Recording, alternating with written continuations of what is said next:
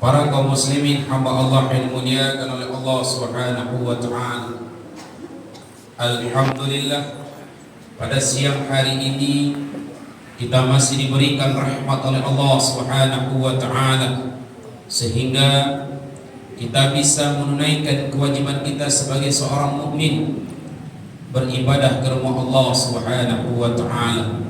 Begitu juga buat saudara-saudara kita yang di luar sana, yang lagi berdagang makanan, yang lagi berdagang pakaian, buah-buahan, dan para pedagang lainnya. Yuk sama-sama kita menunaikan kewajiban kita sebagai seorang mukmin, beribadah ke rumah Allah Subhanahu wa taala, sehingga rezeki yang kita dapatkan bukan saja berkah, tapi rezeki yang kita dapatkan adalah juga rahmat dari Allah Subhanahu wa taala. Semoga saudara-saudara kita yang di luar sana yang lagi berdagang, semoga mendapatkan rezeki yang berkah dari Allah Subhanahu wa taala. Semoga saudara-saudara kita yang di luar sana yang mencari nafkah di jalan Allah, semoga selalu mendapatkan rahmat dari Allah Subhanahu wa taala. Begitu juga pada para kaum muslimin yang menunaikan kewajibannya pada hari ini beribadah ke rumah Allah, semoga pada hari ini yang lagi sakit, semoga Allah angkat penyakitnya. Yang lagi sempit rezekinya, semoga Allah lapangkan rezekinya. Yang belum tercapai hajatnya, semoga Allah sampaikan hajatnya. Kalaupun kita wafat, Allah wafatkan dalam keadaan husnul khatimah.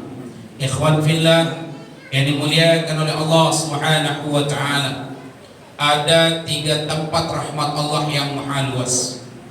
Yang pertama di dalam ibadah, yang kedua di dalam doa, dan yang ketiga di dalam hubungan tali silaturahim.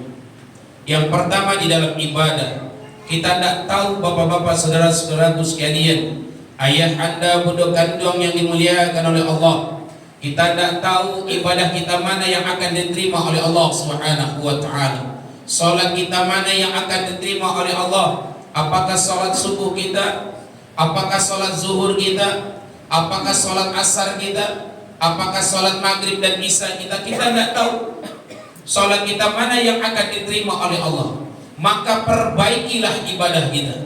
Kenapa? Karena ada satu kunci yang harus diluruskan, yang harus kita pahami sesama. Kenapa? Karena ibadah yang kita lakukan ini bukan jaminan memasuki kita ke surganya Allah. Bukan sholat yang menjamin kita masuk ke surganya Allah. Bukan sedekah yang menjamin kita masuk ke surganya Allah. Lah, tidak. Kalaulah sholat yang menjamin kita masuk ke surganya Allah, maka tak perlu lagi sedekah. Kalaulah sedekah yang menjamin kita masuk ke surganya Allah, maka tak perlu lagi berpuasa di bulan Ramadan. Kalaulah puasa yang menjamin kita masuk ke surganya Allah, maka tak perlu lagi kita berhaji.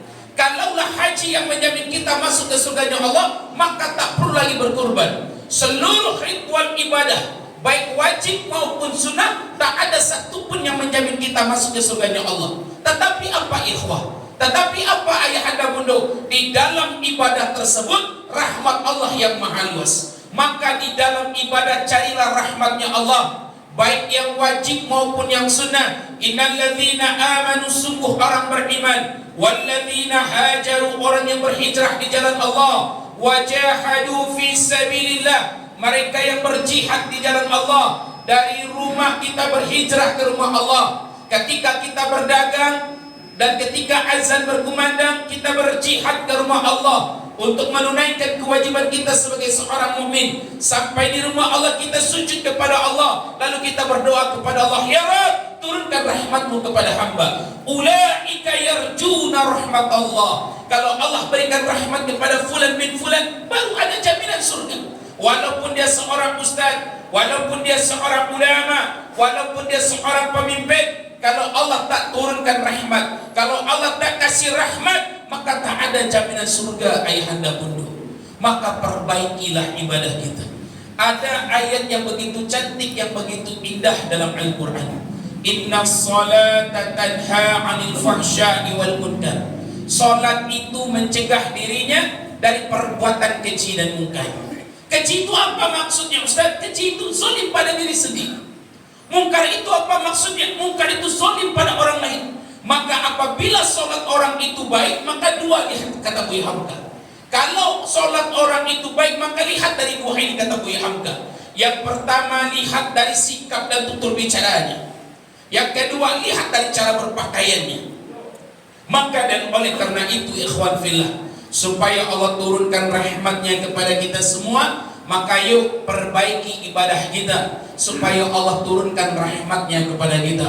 Begitu juga kepada para pedagang kita, pedagang pakaian, pedagang sembako, pedagang buah-buahan, semoga Allah limpahkan rahmat kepada mereka semua. Yang kedua, perbaiki doa kita. Doa ini adalah bagian dari sedekah ayahanda bunda. Apa maksudnya? Ada salah satu amalan sahabat yang dia sering difitnah, dia sering dibenci, dia sering dinodai oleh perkataan orang munafik, tapi dia hanya berdoa kepada Allah. Kita sering mendengar nama sahabat Abu Bakar, kita sering mendengar nama sahabat Umar bin Khattab, Utsman bin Affan, Ali bin Abi Thalib, Bilal bin Rabah. Tapi ada sosok seorang sahabat Rasul yang sangat jarang-jarang doanya, yang sangat jarang-jarang namanya kita dengar. Siapa namanya? Namanya Abu Domdom. Nah, kalau tidak punya kitabnya, ketik di Google. Ada sekarang. Siapa nama sahabat Rasulullah itu? Abu Domdom. Siapa orangnya? Kulitnya hitam, badannya kurus, orang miskin. Dari dada sampai ke atas itu terbuka, bapak-bapak ini ibu sekalian. Orang miskin, badannya kurus, tulangnya lemah. Di zaman Rasulullah itu hidup orang munafik. Siapa namanya? Namanya Abdullah bin Ubay. Ubay itu orang munafik hidup di zaman Rasul. Ada orang yang tinggal di pinggiran pasar Madinah, namanya Abu Amir, preman pasar. Nah, kalau misalnya saya contohkan sekarang, misalnya di Aur Kuning ini ada preman yang suka memalak-malak orang. Nah, itu yang dicontohkan di zaman Rasulullah yang bernama Abu Amir. Mohon maaf cakap, setiap Abu Domdom ini ingin sholat ke Madinah Al-Munawwarah, dia lewat di depan rumah Ubay, orang munafik ini. Di dalam kitab Khari bin Ulum halaman ke-19, apa kata Ubay? Hoi orang miskin, anda tuh lewat muka rumah itu, kau kulit hitam katanya. Dihina fisik. Tapi Abu Domdom tetap lewat di depan rumah Ubay tersebut. Kenapa? Karena itu adalah salah satu jalan terdekat untuk menuju ke Masjid Madinah Al-Munawwarah. Walaupun dia dihina, kebiasaan Abu Domdom ini selesai habis sholat zuhur, dia pergi ke pasar pinggiran Madinah. Itu kebiasaan Abu Domdom. Sampai di pasar diusir oleh Abu Amir. Kenapa diusir? Apa kata Abu Amir ini? Woi orang miskin, kau tidak boleh masuk pasar. Nanti kau kalau masuk pasar kau curi barang orang. Kenapa Abu Domdom itu setelah sholat zuhur dia masuk ke pasar, dia cuma mencari buah-buahan yang busuk, yang tak layak dijual oleh penjualnya, dibuang oleh penjualnya, itu yang diambil oleh Abu Domdom, itu yang dimakan oleh Abu Domdom. Kenapa? Karena fisiknya Abu Domdom ini lemah, dia tidak bisa bekerja, badannya kurus. Tapi ada suatu ketika Rasulullah SAW ketemu dengan Abu Domdom. Setelah Rasulullah mengisi khutbah di Masjid Madinah Al-Munawwarah, kebiasaan Rasulullah itu berjalan ke pinggiran pasar Madinah, dan ketika itu ketemu dengan Abu Domdom. Maka berkata Rasulullah SAW melihat Abu Domdom, Rasulullah di mana air matanya menetes ayahanda bunda. Maka ketika itu ditanya oleh Abu Domdom, ya Rasulullah, kenapa kau menangis? Ataukah kau sedih melihat diriku, kata Abu Domdom? Ataukah ada yang berkata kepadamu bahwasan aku adalah seorang pencuri? La, tidak, kata Abu Domdom. Demi Allah ya Rasulullah, walaupun aku orang miskin, kata Abu Domdom, aku perutku ini masih terjaga dengan makanan yang halal. Aku masuk ke pasar, ketika buah itu dibuang oleh penjualnya, tetap aku minta, Bu, Pak, bolehkah aku makan buahan yang busuk ini? Untuk mengajar perutku, kata Abu Domdom. Menetes air mata baginda Rasulullah SAW mendengarkan perkataan Abu Domdom. Lalu apa kata Rasulullah? Abu Domdom, kau tahu, air mataku ini air mata bahagia, kata Rasulullah. Maka yang kita lihat dalam sejarah, ada dua sahabat yang pernah ditanya oleh Rasulullah. Yang pertama itu Bilal bin Rabah. Bilal bin Rabah pernah ditanya oleh Rasulullah, Bilal, Amalan apa yang kau peroleh? Amalan apa yang kau perbuat? Sehingga aku mendengarkan sendalmu berjalan di surganya Allah, kata Rasulullah. Dan Abu Damdam juga pernah ditanya oleh Rasulullah. Apa kata Rasulullah? Abu Damdam, amalan apa yang kau peroleh? Amalan apa yang kau perbuat? Sehingga 3 hari berturut-turut, kata Rasulullah, aku bermimpi kau didoakan oleh malaikatnya Allah, lalu kau masuk ke surganya Allah Subhanahu wa ta'ala. Lalu apa jawaban Abu Damdam, bapak-bapak ibu sekalian, ayahanda bundut? Apa jawaban Abu Damdam? Ya Rasulullah, setiap kali mereka menghina aku ya Rasulullah, setiap kali mereka menghina fisikku ya Rasulullah, aku adalah orang lemah, aku adalah orang miskin, aku hanya bisa mengadu kepada Allah Subhanahu wa ta'ala. Aku hanya bisa berdoa kepada Allah, ya Rabb, ampuni dosa-dosa orang yang menghina aku. Ternyata apa? Abu Damdam amalannya setiap dia dihina oleh orang, dia berdoa kepada Allah, ya Allah, ampuni dosa-dosa orang yang menghina. Apa maksudnya ikhwan fillah yang dimuliakan oleh Allah? Kalau ada saudara kita belum sholat, jangan kita benci dia. Sedekahkan doa terbaik kita. Kalau ada nenek mama awak alun sholat, jangan kita benci nenek mama kita. Sedekahkan doa terbaik kita. Kok ada suami kita belum sholat, kalau ada anak kita belum sholat, jangan benci mereka semua, tapi sedekahkan doa terbaik kita. Ya Rabb, bukakan pintu hati anakku ya Allah. Ya Allah, bukakan pintu hati nenek mamaku ya Allah. Ya Rabb, bukakan pintu hati orang tuaku ya Allah untuk beribadah ke rumahnya. Maka sedekahkan doa terbaik kita. Begitu juga, ini mohon maaf cakap, sekarang ini musimnya kampanye, bapak-bapak ibu-ibu sekalian. Jangan kita saling bermusuhan, jangan kita saling membenci, jangan pernah kita saling bermusuhan, jangan saling kita membukakan aib saudara-saudara kita. Ini adalah pesta demokrasi.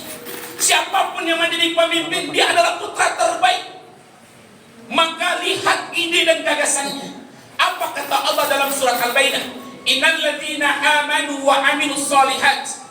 Orang yang beriman itu orang yang mengerjakan kebajikan. Kebajikan itu apa maksudnya? Dia mendirikan sholat, dia mencintai saudaranya karena Allah, dia saling mendoakan karena Allah, dia menutupi aib saudara-saudaranya. Lalu apa kata Allah? Ulaika hum khairul bariyah. Ini adalah sebaik-baiknya makhluk. Kalau Allah katakan kita sebaik-baiknya makhluk, apa janji Allah? Jazaohum 'inda rabbihim jannah. Balasan bagi mereka adalah surganya Allah Subhanahu wa ta'ala. Radhiyallahu anhum wa radu an. Allah ridha dan mereka pun ridha. Allah ridha atas apa yang Allah perintahkan, dan mereka pun ridha atas apa yang Allah perintahkan, mereka melaksanakannya karena iman. Yang ketiga, ini yang paling banyak terjadi sekarang di Sumatera Barat, bapak-bapak ibu-ibu sekalian, yaitu hubungan tali silaturahim. Ini mohon maaf cakap, kadang-kadang awak beradik kakak seraya semandi nak basapuan, joninya mamak bamusuhan, gara-gara salah memilih atau beda pandangan atau beda paslon, awak bamusuhan, memutuskan hubungan tali silaturahim. Tak ada satupun ajaran baginda Rasulullah SAW. Walaupun dia seorang ulama, walaupun dia seorang ustaz, kalau dia putuskan hubungan tali silaturahim, walaupun setiap bulan dia berangkat umroh, walaupun setiap tahun dia berangkat haji, tapi dia putuskan hubungan tali silaturahim, apa kata baginda Rasulullah? La yadkhulul jannah, tidak masuk surga kita ikhwan. Ku mohon maaf cakap, baradia kakak seraya samande dan basapuan, jodinya mama dan basapuan, kadang-kadang cuma beda pilihan saja, beda pilihan pemimpin, bermusuhan. Walaupun dia seorang ustaz, walaupun dia seorang ulama, kalau dia putuskan hubungan tali silaturahim, la yadkhulul jannah. Maka dalam Islam itu ikhwah, ada 3 kelompok manusia yang beragama Islam yang tidak akan pernah masuk ke surganya Allah. Kajian ini jangan ambil dari saya saja, ambil kepada seluruh para ulama kita. Jangan dikatakan orang yang beragama Islam itu semuanya masuk ke surganya Allah. La, tidak. Lihat dalam surat Al-A'raf ayat 172. Lihat dalam surat Al-A'raf ayat 175 dan 176. Ada 3 kelompok manusia yang beragama Islam yang tidak akan pernah masuk ke surganya Allah. Yang pertama siapa? Mereka yang mati dalam keadaan musyrik. Agamanya Islam, tapi dia meyakini ada kekuatan selain dari Allah. Salah satu contohnya Ustaz, mereka berdagang tapi dagangannya penuh dengan mistik. Mereka berdagang tapi percaya kepada dukun. Agamanya Islam. Di dalam hadis Bukhari Muslim, di dalam hadis riwayat Ahmad nomor 423, jangankan kita pergi ke tempat dukun tersebut, berobat ke tempat dukun tersebut, mendatanginya saja, maka ditolak sholat kita selama 40 hari. Itu mendatanginya saja. Apalagi kita mempercayai. Itu yang pertama. Apa kata Rasulullah? La yadkhulul jannah, tidak akan pernah masuk ke surganya Allah. Yang kedua, siapa orang yang tidak akan pernah masuk ke surganya Allah? Mereka yang salah memilih pemimpin. Karena memilih pemimpin ini masalah akidah. Jangan jadikan orang kafir pemimpin di antara kalian. Jangan jadikan orang munafik, jangan jadikan orang fasik pemimpin di antara kalian. Ini mohon maaf cakap.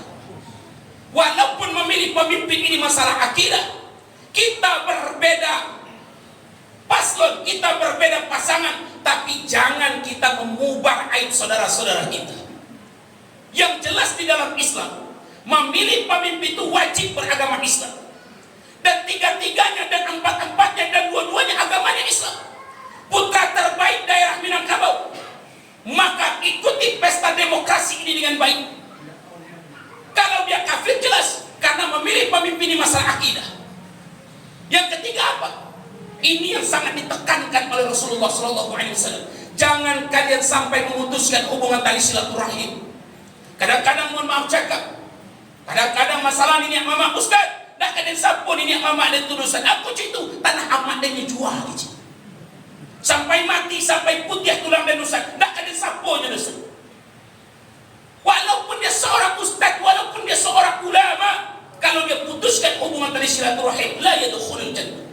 Kadang-kadang mohon maaf, setiap lama tahun kita ini mengikuti pestanya demokrasi. Maka dengan ini ikuti pesta demokrasi ini dengan baik. Jangan saling bermusuhan, jangan saling membukakan aib.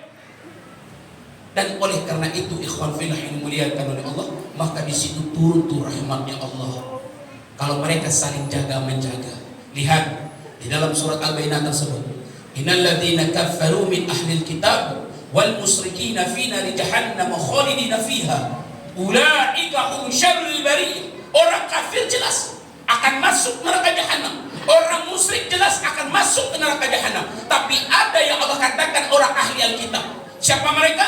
Mereka yang beriman kepada Al-Quran, mereka yang beriman kepada kitab Injil, kepada Taurat, kepada Zabur. Tapi apa? Dia pergunakan ayat-ayat Allah untuk membenarkan orang munafik. Dia pergunakan ayat-ayat Allah untuk membenarkan orang-orang fasik. Lalu apa kata Allah? Ulaika hum syarrul bariyah. Ini adalah seburuk-buruknya makhluk. Maka dan oleh karena itu ikhwan fillah, semoga pada siang hari ini kita selalu mendapatkan rahmat Allah. Rezeki yang kita dapatkan rezeki yang berkah.